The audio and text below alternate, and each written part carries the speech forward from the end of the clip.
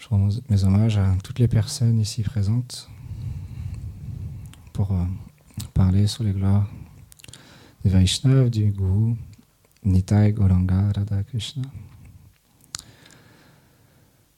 Quand je récitais les pranams des maîtres spirituels, je me disais, mais qu'est-ce que je fais assis ici? Imaginons si on pouvait entendre une conférence à l'instant même de Srila Bhaktisiddhanta Sarasvati Thakur Prabhupada ou Srila Bhakti Lakshak Srila Goswami Maharaj, Srila Bhakti Pramod Puri Goswami Maharaj, Srila Bhakti Pragan, toutes les Vaishnavas, notre groupe Parampara. Et quand on chante tous les matins, Gurudev il partageait ça de nombreuses fois avec nous, ils sont présents. Quand on chante leur nom, ils sont là. Quand on est allé à Paris pour accomplir un pèlerinage, pour marcher dans les traces de Sadevingraj Srila A.C. Bhaktivedanta Swami Prabhupada, il expliquait ce principe, que notre spiritualité Gaudiya Vaishnava, c'est personnel. Quand on appelle quelqu'un par son nom, avec tout notre cœur, il l'entend. Pourquoi il ne viendrait pas? Donc quand je récitais ces pranams, je priais leur miséricorde pour qu'ils puissent bien venir m'accompagner dans ce service, parce que tout seul, j'ai aucune force, aucune capacité de pouvoir ne serait-ce que dire un mot. Je suis comme un corbeau au milieu des cygnes. Mais par l'association des cygnes, alors, même un corbeau comme moi peut parler. Parce que la particularité du cygne, c'est qu'il est expert à retirer le nectar. Parce qu'il flotte sur l'eau. Les cygnes sont tellement gracieux. Chez la Bhaktivedanta Swami Prabhupada, il explique qu'on doit être comme des cygnes, pas comme des corbeaux. Donc simplement en étant associé avec des cygnes, on va pouvoir devenir un corbeau. On va pouvoir devenir un cygne. C'est mieux. J'aime beaucoup cette histoire de Srila Bhakti, notre très cher Srila Bhakti Vibhuda Buddhayan Goswami Maharaj, quand il est venu ici pour donner une conférence il y a quelques années, il racontait ce divertissement avec Narada Muni. Moi, j'ai déjà raconté plusieurs fois, je vais peut-être pas le raconter aujourd'hui. Mais c'est un divertissement que j'apprécie énormément parce que quand on lit les chants de Narottam Das Thakur, quand on lit les chants de Bhaktivinoda Thakur, quand il prie le Seigneur, quand Narottam Das Thakur, il dit « Oh,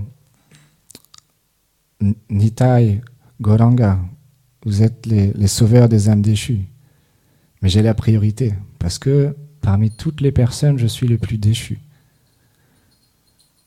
Dans une conférence à Vaishnav, il expliquait « Il n'y a pas de crime que je n'ai pas commis. J'ai tout fait. Tu trouveras personne de plus déchu que moi. » Spécialement ici, en Occident, en Inde, il y a des Vaishnavas, ils n'ont même pas perdu une goutte de semence, ils n'ont jamais regardé une femme dans les yeux, ils n'ont jamais bu même un Coca-Cola. Il expliquait, Bhaktivedanta Van Maharaj, il n'a même pas bu une seule fois de sa vie un Coca-Cola ou un Sprite, il ne sait même pas quel goût ça a. Que dire de manger de la viande? Les intoxicants. Donc pour eux, qui ont une... Je ne sais même pas si on peut appeler ça une sukriti, c'est des personnes qui sont extrêmement qualifiées et qui ont beaucoup de dévotion dans leur cœur. Pour eux, rester assis, faire des kirtans toute la journée, apprendre les chants, apprendre des versets à l'infini, c'est pas compliqué. Mais pour nous qui sommes dans ce monde qui qui avons tellement de désirs, tellement de difficultés, ne serait-ce que pour danser devant le Seigneur, ne serait-ce que pour chanter les saints noms, sans s'endormir ou parler sur Krishna parce qu'il n'y a pas d'amour dans notre cœur, dans mon cœur en tout cas. Le seul véritable espoir pour nous, c'est d'être en association avec les dévots et d'accomplir un service sous la guidance de notre Guru Parampara. Et ce qu'il y a d'extraordinaire, c'est qu'il n'y a pas besoin de qualification pour ça. Souvent dû au mental, dû au sentiment, au faux sentiment qui vient du mental, on pense qu'il faut une qualification. Si j'ai pas de qualification, j'arriverai pas à servir Gurudev. Parce que tous les autres, ils ont plus de qualifications que moi. Bien sûr, un Vaishnav, c'est ce qu'il pense dans son cœur. Ils sont tous plus qualifiés que moi. Un vrai Vaishnav, c'est ce qu'il pense. Mais en même temps, tant qu'on n'a pas véritablement cette humilité, Jai Shishinita Vishvambar Shinunda Yashodagopala Shishiladharam Mhanjuki Jai. Tant que cette humilité n'est pas pleine, n'est pas pure, ça se transforme en une forme de dépression, de découragement.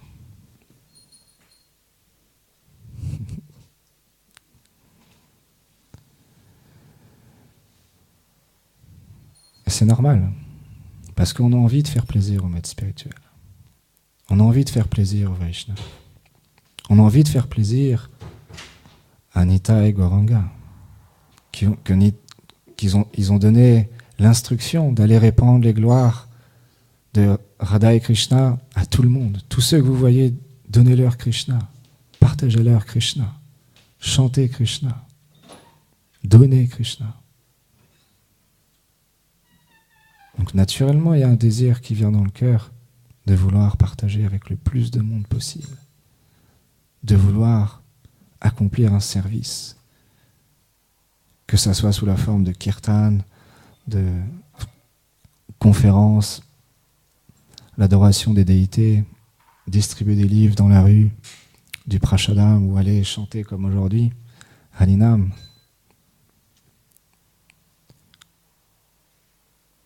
C'est normal. Quand on obtient, par la grâce du gourou, cette plante de la dévotion, et qu'on la nourrit tous les jours, on l'arrose avec le chant des saints noms, avec l'écoute des gloires du Seigneur, le souvenir de ses divertissements, et qu'on voit cette plante grandir même un tout petit peu. On voit cette plante de la dévotion tellement belle, tellement attirante.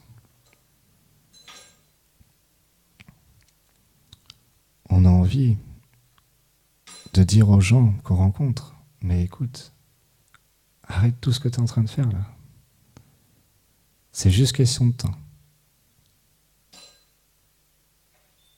Que tu le veuilles ou non, tu vas rencontrer Krishna. Parce que de toute manière, tu vas quitter ton corps. Sous la forme de Yamaraj, de Kala, le temps. Tu auras l'expérience qu'effectivement, tu n'es pas ce corps. Qu'effectivement, tout ce que tu as accompli dans ce monde, tous tes désirs, tes aspirations que tu avais dans ce monde, disparaîtront au moment de la mort. Donc, réveille-toi, ô âme endormie, Jiv Jago. Réveillez-vous. Rejoignez Nita et Gauranga, parce qu'ils sont si doux. Ils sont d'une douceur et d'une compassion infinie. Il n'y a pas plus merveilleux qu'eux.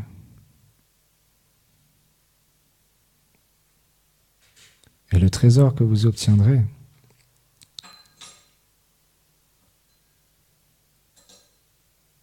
je vous garantis, vous n'êtes pas perdant. Alors Alors bien sûr, on n'explique pas, hein. Ça on n'en parle pas. On dit surtout pas. Par contre, je vous préviens, ça il ne faut pas en parler. Quand vous allez chanter le Saint-Nom, graduellement, comme explique chez Bhakti-Vibhuda Bodhan Goswami Maharaj, c'est comme un feu de forêt. Ça, il ne faut pas le dire. C'est comme un feu de forêt gigantesque qu'on allume.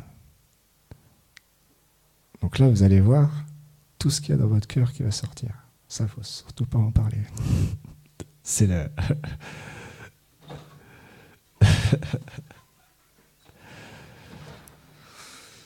Ça, il ne faut pas en parler. Parce que, au début, ça fait vraiment peur. De voir tout ce qu'il y a, toutes les couches à nettoyer.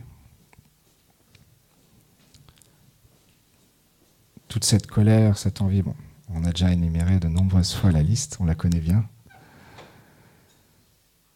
Mais Mahaprabhu, il a dit, il y a un remède. Parce que toutes ces choses-là, comme expliquait Gaurananda Prabhu dans la conférence, chez Rupa Goswami dans l'Upadeshamrita, il a expliqué, c'est comme cette maladie, la jaunisse.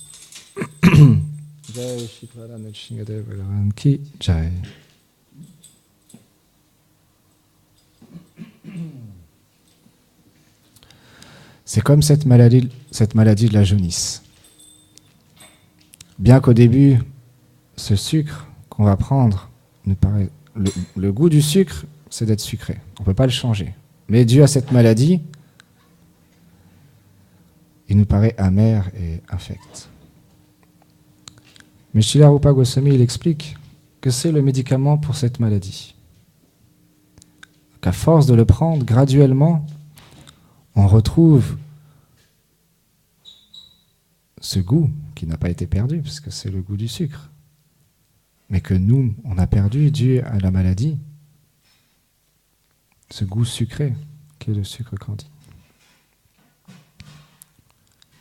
Donc il explique dans le deuxième verset, patience.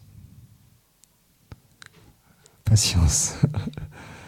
Ça prend plus ou moins de temps, suivant, c'est toujours la même chose, le désir, l'intensité avec laquelle on pratique, et comme il disait Gurudev, suivant si on est sérieux ou pas. Mais Mahaprabhu, il est extrêmement miséricordieux avec nous.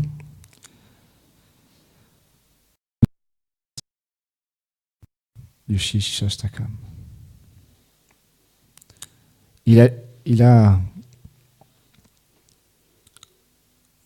On connaît ce divertissement quand il y avait ce manguier avec des mangues d'une douceur et une saveur infinie, sans noyau, sans peau.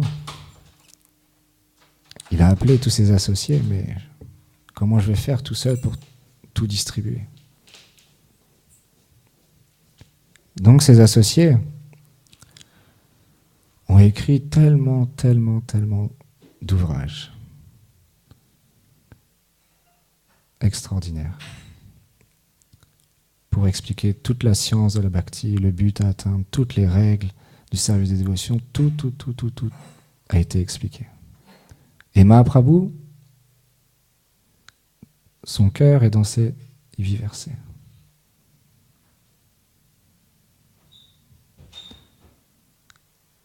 Donc il commence par expliquer le chant du Saint-Nom de Krishna nettoie le miroir du cœur. Donc c'est ce qu'on vient d'expliquer. C'est comme quand on prend l'aspirateur. On aspire toutes les poussières qu'il y a dans les escaliers du temple, dans les couloirs.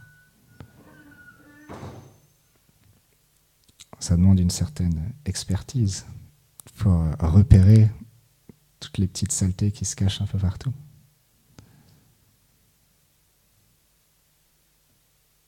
Donc il faut nettoyer patiemment ce miroir, le miroir du cœur.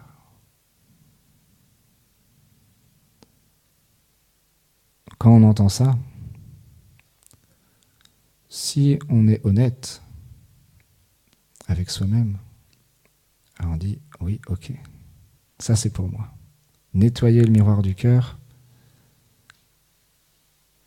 ça c'est un processus qui me plaît. Là, il y a quelque chose pour moi. Parce qu'effectivement, je vois bien qu'à l'intérieur de mon cœur, il n'est pas complètement propre.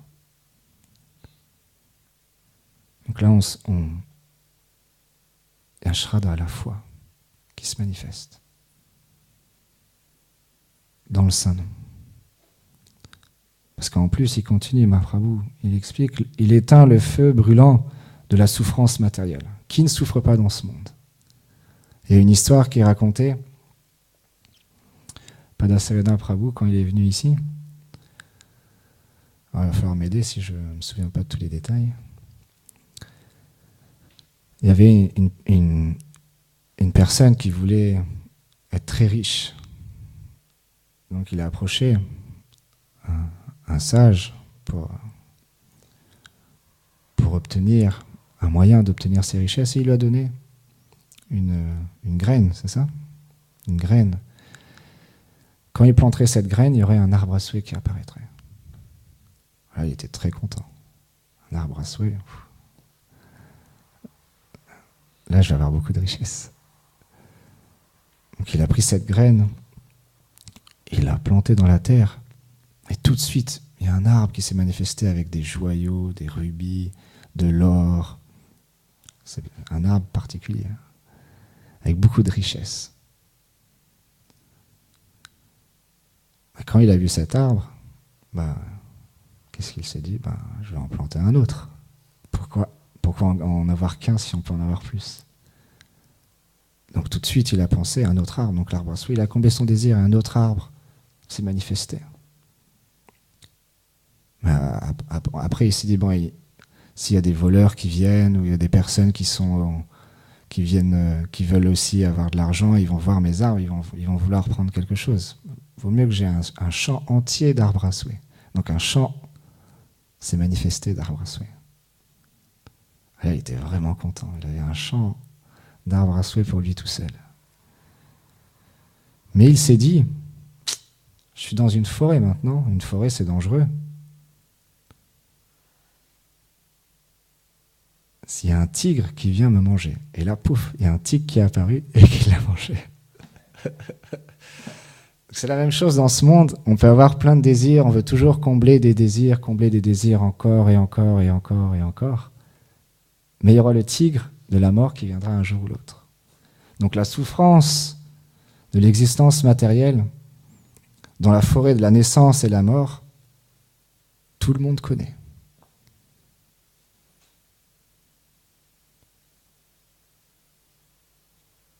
Il y a un proverbe qui dit, je ne me rappelle plus, qui trouveras-tu de plus menteur que moi? Quelque chose comme ça. C'est un proverbe qu'il a raconté dans la conférence, j'ai oublié. Peu importe. Donc Mahaprabhu, il explique, il éteint le feu brûlant de la souffrance matérielle dans la forêt de la naissance et de la mort.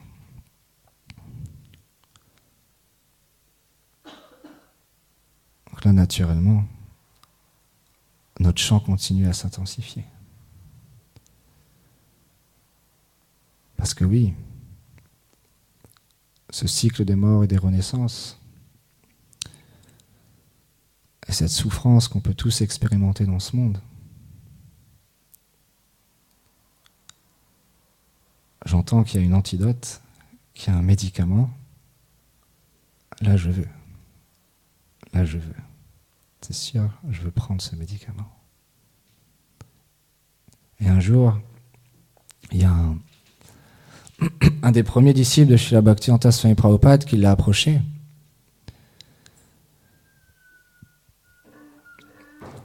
Et il lui a dit, oh, Gurudev, je souffre tellement.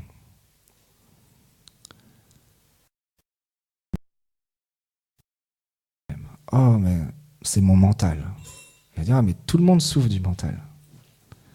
Non, mais c'est pas que ça, c'est aussi la concupiscence. Et là, il a expliqué, tout le monde souffre de la concupiscence. Et là, Prabhupada, il a joint les mains et humblement, avec tout son amour, il a dit, excusez-moi, je n'ai pas ramené d'autres méthodes que le chant des saints. Il faut continuer. Je n'ai pas ramené d'autres méthodes que le chant des saints. Donc on souffre tous. On a tous différentes souffrances, que ça soit subtile, grossière, mentale, due aux faux égos. La souffrance est là. Mais la grande fortune, comme explique Sri Bodhidharma Maharaj, est-ce qu'on est fortuné d'être ici dans cet âge de Kali, dans cet âge de querelle et d'hypocrisie, en plein milieu de voitures qui passent autour, des gens qui manifestent pour ci ou pour ça, moi je ne suis pas au courant de tout, pour obtenir des buildings, des maisons, les gens courent après l'argent, après la gloire, les femmes, les hommes. Est-ce qu'on est fortuné d'être dans une situation comme ça? Extérieurement, pas vraiment. Mais, il explique, Sri Chaitanya Mahaprabhu est venu dans cet âge le plus dégradé, le plus bas. Et nous, on a une deuxième bonne fortune. Bhakti Lakshar Shiradev Goswami Maharaj, il explique, un jour on lui a posé la question par rapport à Srila Bhaktivedanta Swami Prabhupada, et il a répondu qu'il est Nityananda Avesh. Nityananda, c'est le sauveur des âmes déchues. Srila Bhaktivedanta Swami Prabhupada a été mis en pouvoir pour faire un service particulier qui est de venir en Occident sauver les plus déchus. À l'époque, dans les années 70, il faut se mettre dans le contexte. Quand on voit les vidéos ou les témoignages des dévots, c'était des hippies qui étaient complètement intoxiqués et plus ou moins farfelus, suivant les personnes. Mais il y avait beaucoup de hippies. Lui-même, il le dit, vous étiez des hippies, maintenant vous êtes devenus des happy. Happy, ça veut dire joyeux. Stay high forever. Restez perché pour toujours. Avant, vous restez perché, mais après, il y avait une descente infernale qui venait le lendemain ou le soir même, due aux intoxicants. Personnellement, je n'ai pas trop expérimenté, je ne connais pas, mais j'ai eu vent en étant associé avec des personnes qui en ont pris. J'ai pu observer. Quand on n'est pas intoxiqué, c'est ça qui est aussi intéressant, c'est que on voit des personnes qui sont autour de nous, qui sont dans cet état complètement surnaturel et second. On voit cette euphorie qui arrive, on voit cette béatitude ou cette joie due à une substance, mais on voit après aussi la descente dégringolante qui vient par la suite. Et aussi les problèmes de santé et tout ce qui va avec. Donc, chez la Bhaktivedanta Swami Prabhupada, il leur disait, avec le chant des Mahamantras, vous allez rester perché pour toujours.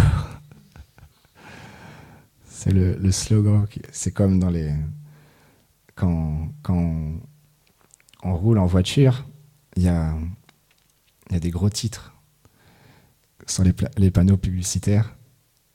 Là, Prabhupada, il avait donné un gros titre. C'est normal.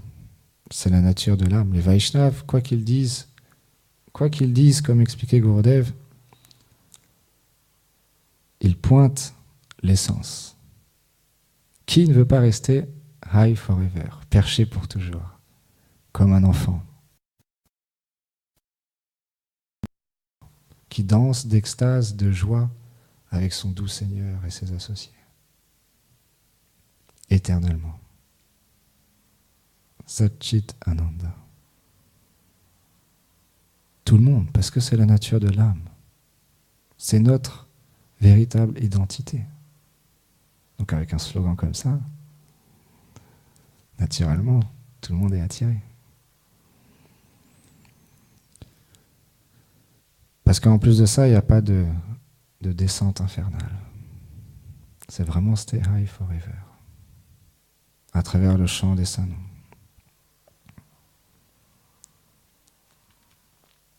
Parfois, on entend les Vaishnavas qui expliquent.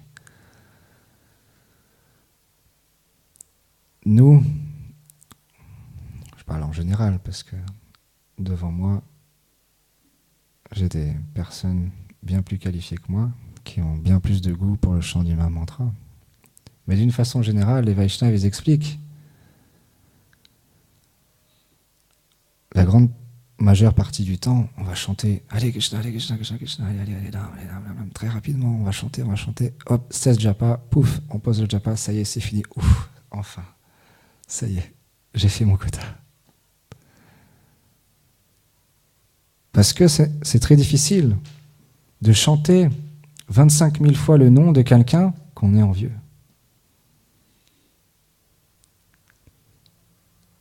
Bah oui. On veut être adoré. On veut que les gens nous servent. On veut être reconnu. Mais tout ça, c'est pas nous. C'est Krishna. Donc si on chante 25 000 fois le nom de Krishna et on veut prendre sa place, naturellement, il y a un soulagement quand on a fini. Parce que il n'y a pas cette notion où on est le serviteur. Subtilement, il y a cette tendance à nous, pratishta, de vouloir prendre la place de Krishna, d'être le jouisseur, d'être celui qui reçoit le service, celui qui reçoit l'adoration, les gloires. Mais quand on a fini notre devoir, et là, on dit, ok, je vais en chanter encore un japa. Là, Krishna, il voit, il a fait son devoir. Il aurait pu s'arrêter là. Le gourou, il lui a dit, 16 japa minimum. Ok.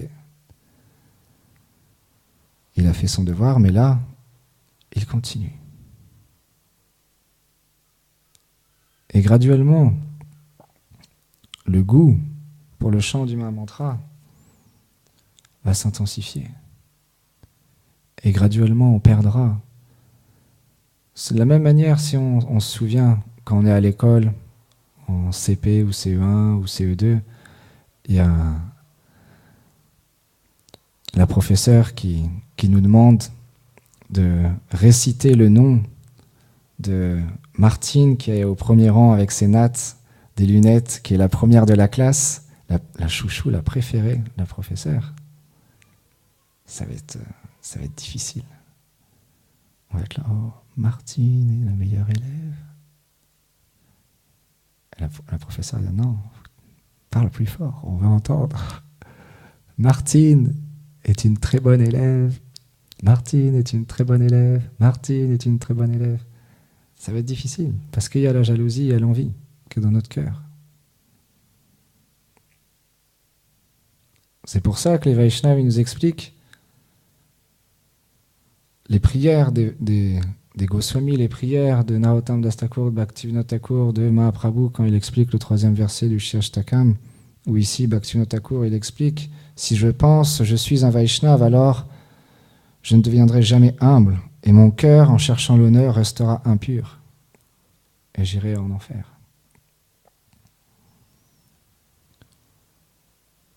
Plus facile à dire qu'à faire.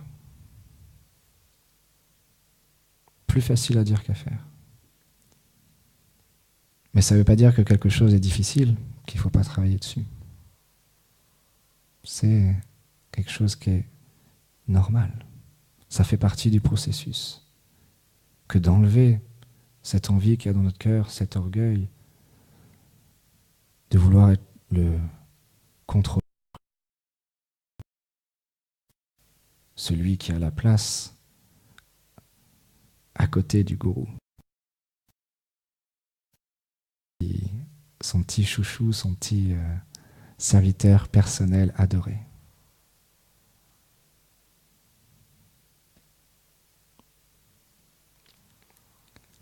Mahaprabhu, il continue. Tout comme le lotus du soir s'épanouit sous les rayons apaisants de la lune, le cœur commence à éclore dans le nectar du Saint-Nom. On voit l'effet. Le cœur commence à éclore dans le nectar du Saint-Nom. Notre cœur s'adoucit. On devient de plus en plus léger, de plus en plus conscient de l'attitude avec laquelle on doit chanter, de plus en plus conscient quelle doit être notre attitude.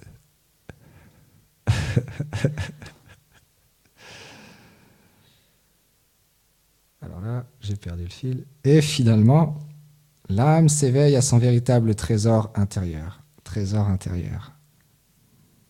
Une vie d'amour avec Krishna. Ouh là là. Là, je vais chanter là. Là, c'est sûr que je vais chanter.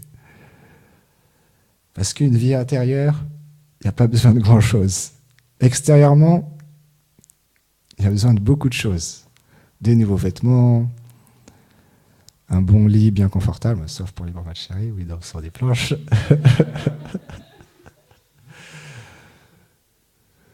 Un certain confort, des amis, une bonne nourriture, etc., etc., etc. Mais là, le chant des saints noms nous donne la grande fortune que l'âme, elle s'éveille à son véritable trésor intérieur. Les Vaishnavas, ils ont expliqué.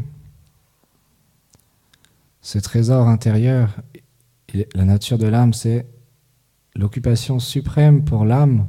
Un jour, il y a les sages qui se sont réunis parce que, comparé à d'autres religions, où il y a un ouvrage ou deux ouvrages qui expliquent l'essence de leur pratique, de leur spiritualité, de leur religion, la particularité dans le Gaudiya Vaishnavisme, c'est qu'il y a un nombre, on pourrait dire, presque incalculable d'ouvrages qui pourraient remplir la salle du temple, tellement il y en a. Donc les grands sages se sont réunis et ont demandé quelle est l'essence de toutes ces écritures. Et là, ils ont cité ce verset. À servir l'absolu Seigneur avec amour et dévotion. Et quant à ce service de dévotion, il doit, pour combler l'âme, se faire ininterrompu et immotivé.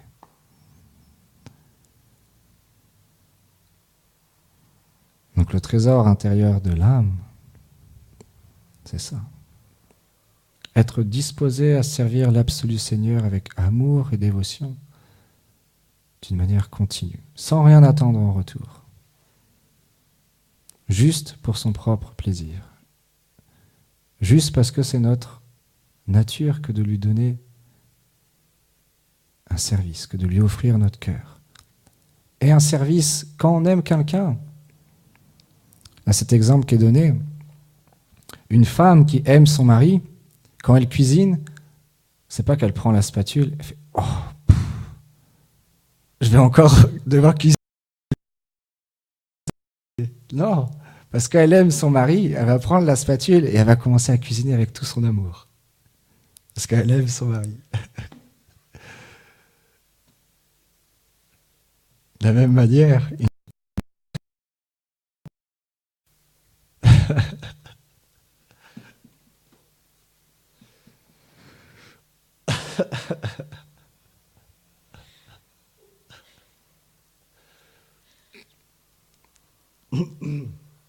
on se reconcentre. Excusez-moi.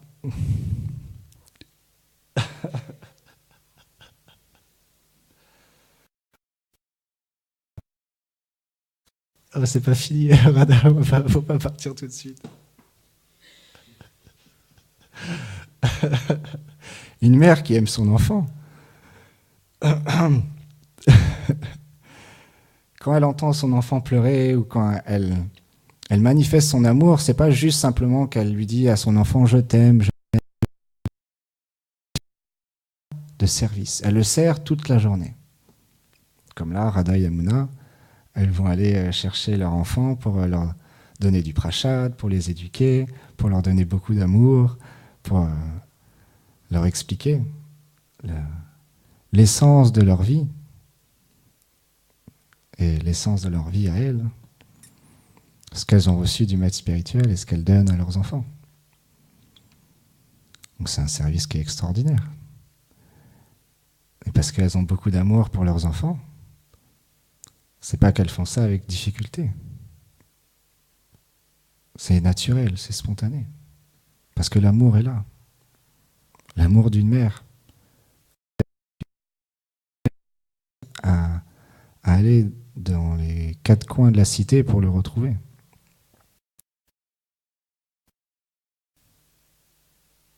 Une mère, elle peut tout faire pour son enfant. C'est l'amour le plus grand qu'il y a dans ce monde pour expliquer d'une manière infime ce qu'est l'amour.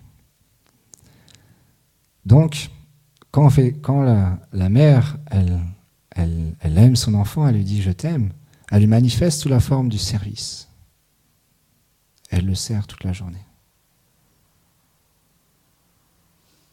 Et donc, quand on s'éveille véritablement à notre véritable nature,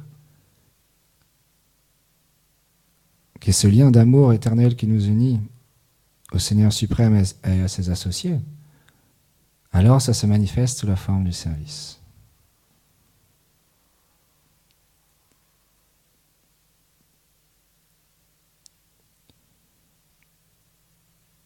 Savourant encore et encore le nectar, l'âme plonge et refait surface dans l'océan toujours croissant de la joie extatique. Alors, on voit, il y a beaucoup de joie là. Elles sont très joyeuses. Elles sont dans une vie d'amour avec Krishna, savourant encore et encore le nectar, l'âme plonge et refait surface dans la joie extatique, toujours croissant. C'est ça que le Saint nous donne, cette joie intérieure. Où les Vaishnavas nous expliquent réaliser notre identité éternelle par la grâce du maître spirituel. Réaliser qui nous sommes, quelle est notre forme, quel est notre nom, notre sentiment, notre rasa, notre couleur de peau, nos yeux, nos habits, nos amis, nos parents. Là on chante, là, avec beaucoup de ferveur. Parce que oui, j'ai rien à voir avec cette situation. Ce corps, ce mental, ce faux ego, cette intelligence. Krishna, il explique dans la Bhagavad Gita. Deno sumyatadhe kamalam yavanam jara tata dehantara plakti dvilas tatra namoyati. À l'instant de la mort, l'âme prend un nouveau corps aussi naturellement qu'elle est passée de l'enfance à la jeunesse puis à la vieillesse. Ce changement ne trouble pas qui a conscience de sa véritable nature. On vieillit tous à chaque instant. Les années passent.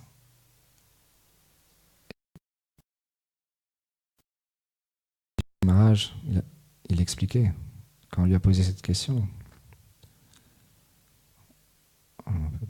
quelle est la chose la plus extraordinaire dans ce monde? C'est que la chose la plus extraordinaire dans ce monde, c'est que bien qu'on voit tellement de personnes quitter ce corps, on voit tellement de personnes mourir, décéder, on pense, moi, non, c'est pas pour moi. Moi, je vais jamais mourir. Moi, ça va pas m'arriver.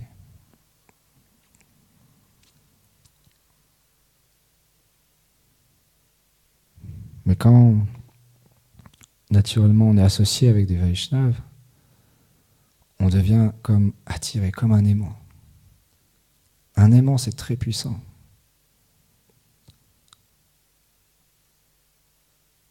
Puis les Vaishnavas, c'est des aimants gigantesques. Ils sont très attirants. Parce qu'ils ont réalisé l'essence avec Radha et Krishna.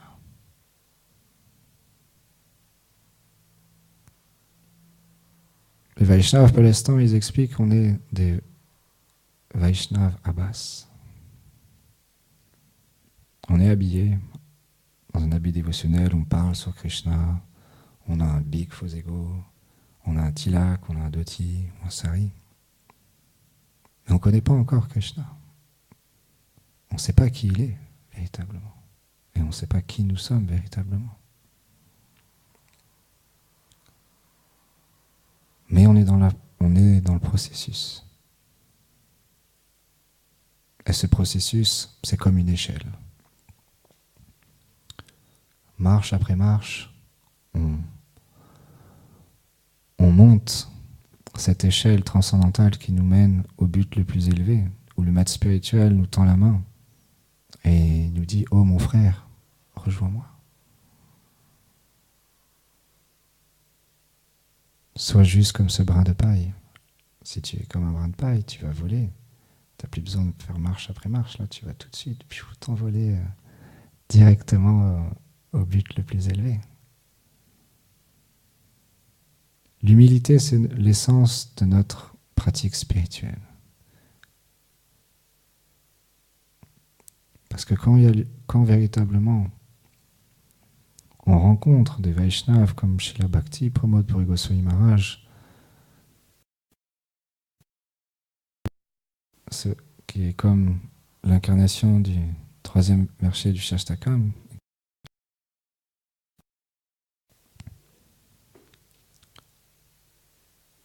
c'est attirant.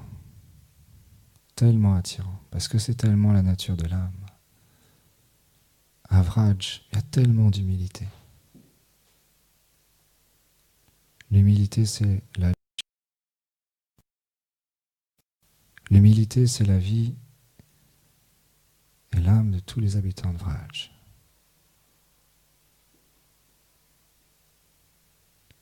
Ce Vaishnava, il expliquait dans la conférence. Brahma, qui a été mis en place par Krishna comme le créateur, le sous-créateur, les gopis, dans leurs sentiments, elles disent « Oh, mais t'es juste un ignorant, un nul. » Je ne vais pas dire tous les mots qu'il a dit, le Vaishnava. Vraiment qu'un bois que rien. Tu nous as donné des cils. Et à cause de ça, juste, ne serait-ce qu'une fraction de seconde, à cause de cette création pourrie que tu as fait, à ce moment-là, on n'a plus le darshan de Krishna. Et elles sont en colère après Brahma.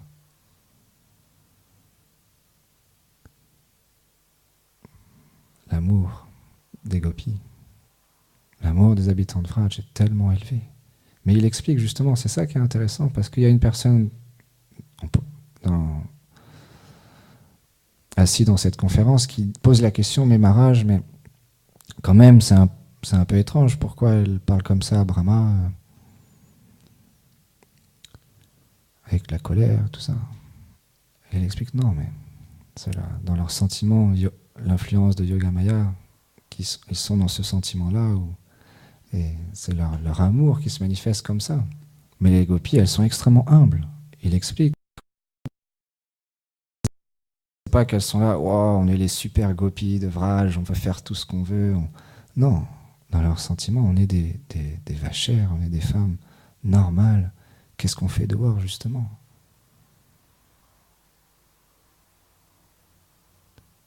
L'humilité. Elles sont extrêmement humbles.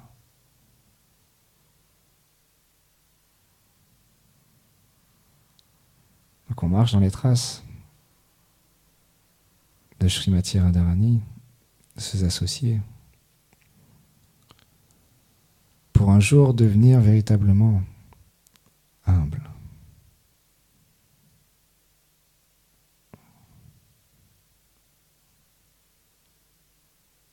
Alors, on n'a pas fini. Donc Mahaprabhu, il explique, toutes les phases de l'être que nous pouvons concevoir sont pleinement satisfaites et purifiées, et finalement conquises par l'influence suprêmement bénéfique du Saint-Nom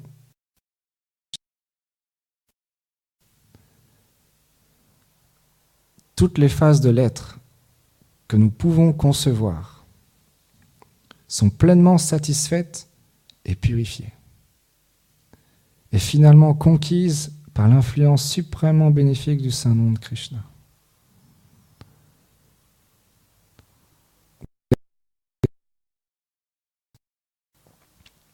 On ne peut même pas imaginer la position qu'on a éternellement.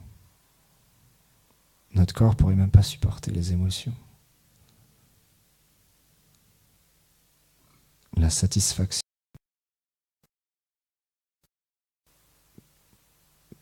pleine qu'il y a dans notre sentiment. J'ai beaucoup apprécié cette conférence. Chez Bhaktivedanta Maharaj, dans cette conférence, il y a une personne qui lui a posé la question, mais pourquoi Madhu Mangal, il mange comme ça, un peu, on dirait un peu comme un glouton. Et il a répondu quelque chose de vraiment extraordinaire. Mais Krishna, il aime Madhu Mangal comme ça. Et après, il a continué la conférence. C'est ça qui est extraordinaire.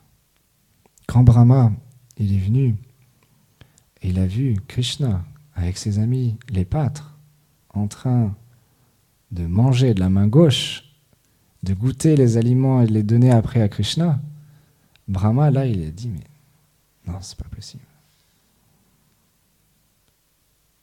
Ça ne peut pas être mon Seigneur adorable. Parce que les pâtres,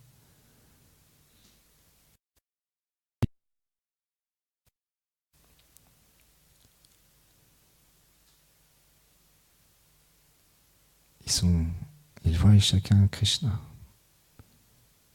Tous, ils voient Krishna. Krishna, il satisfait tout le monde. Il n'y a pas une personne qui a un manque. Le brin d'herbe, la fourmi, le papillon, l'arbre, l'oiseau. Il rentre dans la forêt de Vraj. Tout se met en mouvement. C'est dynamique. Tous attendent cet instant où ils échangent l'amour avec Krishna sous la forme des pieds par les lotus du Seigneur. Parce que le lotus du Seigneur qui effreule, je ne sais pas parler français, qui marche sous les brins d'herbe, ils expérimentent une telle extase. Gurudev l'expliquait, ne serait-ce que si on pouvait expérimenter ce que goûte ce brin d'herbe à Vraj quand il touche, il rentre en contact. Une explosion de prème rentrerait dans notre cœur.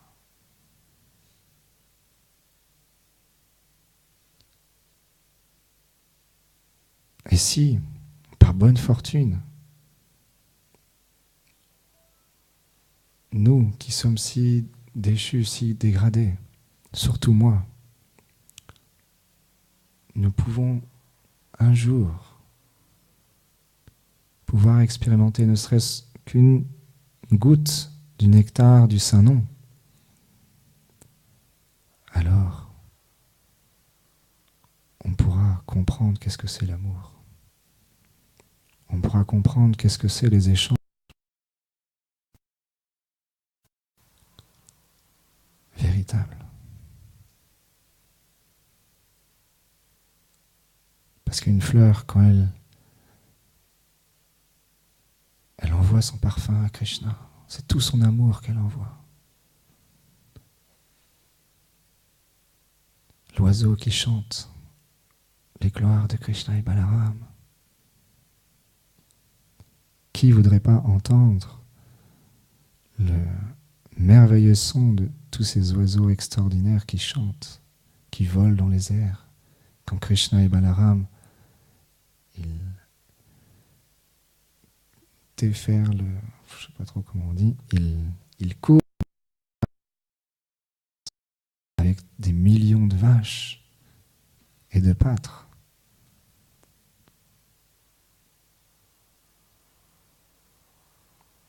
Mais pour ça, il faut être un mendiant avec un verre complètement vide. Comme Bhaktivinoda Thakur il nous explique, lui c'est un associé éternel du Seigneur, c'est Kamala Manjari. Une Manjari extrêmement belle et extrêmement importante.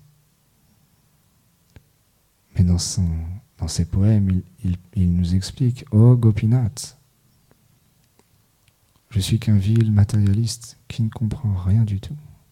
Je ne sais pas ce qui est bon et mal. »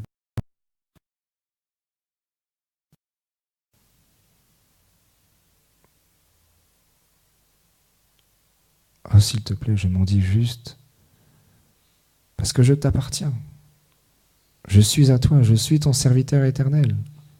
Mais je suis tombé dans cet océan de l'existence matérielle. Oh, s'il te plaît, laisse-moi juste une place à tes pieds près au lotus. Oh, Gopinath, tu es mon seul espoir. J'ai pas d'autre espoir. Et quand on chante, oh Vaishnav Thakur, oh Gurudev, oh Nitai, oh Goranga, et on chante le Mahamantra. Et quand viendra ce jour où les poils de mon corps s'hérisseront, ma voix s'étranglera, où un torrent de larmes couleront de mes yeux en chantant ton saint nom. Mais pour ça, il faut que je devienne humble. Il faut que je devienne comme ce brin de paille, léger. J'arrête de vouloir être le contrôleur, le jouisseur.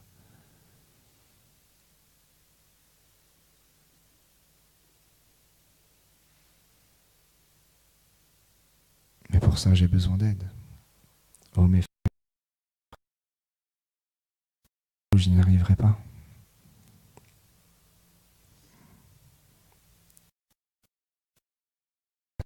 Vaishnav. Moi, je suis pas un Vaishnav. Je comprends rien du tout.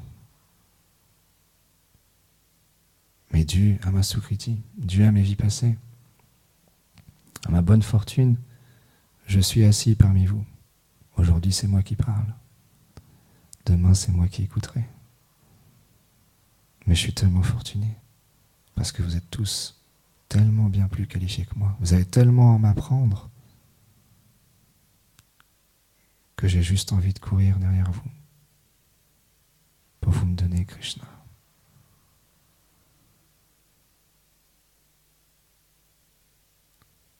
Parce que sans ça, ma vie est inutile. Si je ne vois pas Krishna, si je ne peux pas goûter le saint nom, si je ne peux pas aimer mon maître spirituel, aimer les Vaishnavas,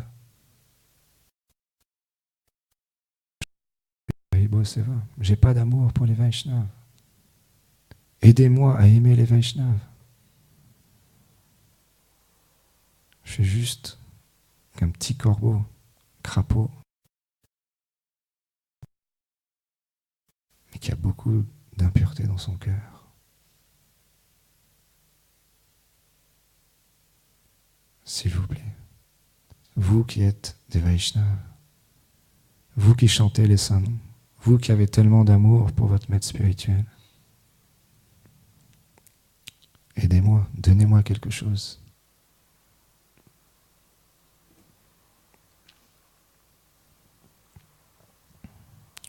Parce qu'à ce moment-là, je pourrais danser d'extase. Je pourrais danser devant mon doux Seigneur avec un cœur si léger. Tellement léger que je toucherai le plafond.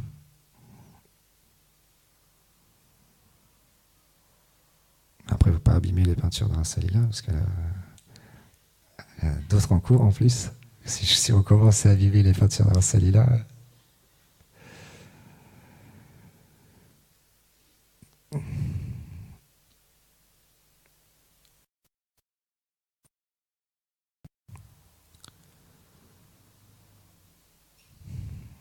du service. C'est quelque chose, je pense, qui manquera jamais. Parce que des kirtans, on peut toujours en faire. Chanter le même mantra, on peut toujours faire. Parler sur Krishna entre nous, parler sur Krishna aux gens qu'on rencontre, on peut toujours faire. Étudier, on peut toujours faire. Laver le temple, tous les jours, ça peut être fait.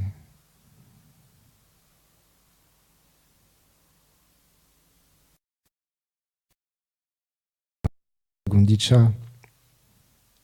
Gundicha? Non. Oui, c'est ça. Il nettoyait le temple avant le festival des Ratha Yatra. Mais il faut lire les descriptions. C'est extraordinaire. La compétition transcendantale à celui qui ferait le tas le plus grand pour faire plaisir à Mahaprabhu. Et tous, ils se... Et il nettoyait le temple. Mahaprabhu, avec des larmes dans les yeux, il nettoyait le temple.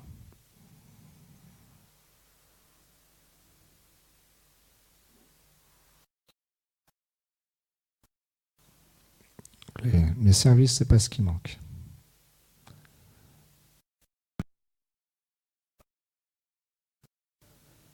Il faut accepter le service qui nous est donné et y mettre tout son cœur. Même si on n'a pas beaucoup d'amour, il faut mettre le maximum.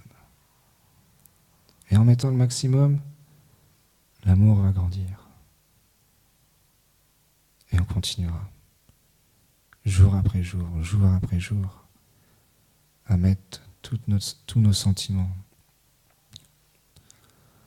avec la foi, comme explique Mahaprabhu. Parce que j'ai la foi. J'ai plus la foi dans ce monde. J'ai plus la foi dans ce corps, dans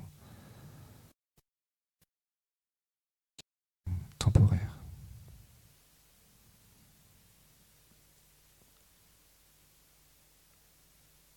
Maintenant, je veux chanter les saints noms.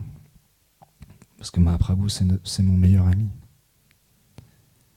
Il me connaît mieux que moi-même. Comment il ne pourrait pas être mon meilleur ami? Il me connaît mieux que moi-même. Donc il n'y a pas plus grand ami que lui. Parce que moi-même, je ne le connais pas. Donc parfois je peux être mon ami, parfois je peux être mon ennemi. Mais Mahaprabhu, il me connaît mieux que moi-même. Il n'y a pas plus grande fortune que de pouvoir chanter les saints noms. Et particulièrement aujourd'hui, pour finir, il n'y a pas plus grande fortune que d'aller ensemble danser, chanter d'extase dans les rues de Rouen. À 14h, tout le monde est les bienvenus. Go Premanande Haribol.